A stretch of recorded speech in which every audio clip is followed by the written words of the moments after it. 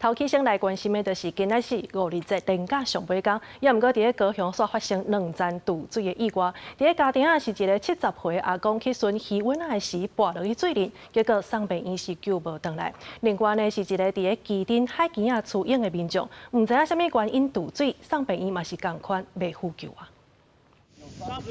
一寡人警觉堵水民众刚上软桥床边仔有人一直伫家做急救，所来紧送上救护车赶往病院。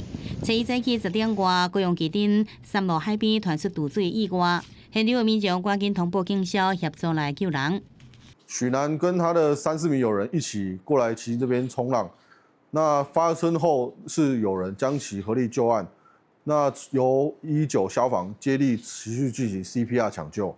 后送往医院救治。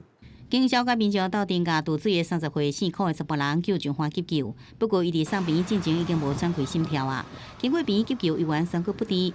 警方初步了解，这4口的查甫人是甲朋友到基丁冲泳，也过过程中不明原因无顺利堵水。另外，伫高雄嘉定区也有人堵水。70岁姓陈的民众早时去顺家己厝内底的鱼池仔时，敢若是无顺利摔落去池仔内底。 厝内底人伫10点外发现了后，赶紧送病院，最后也是抢救无效。另外，南投日月潭5日水即天也发生堵水意外，一个工人伫头城水库堵草时无顺利摔落去水库，唱水人员甲工人救上岸时已经无性命迹象了。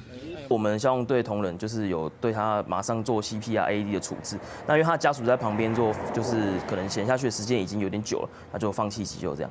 警消讲，这个工人5月31早起伫日月潭头城水库正边的大路内堵草，可能因为是边坡伤惊，无顺利摔落去水库。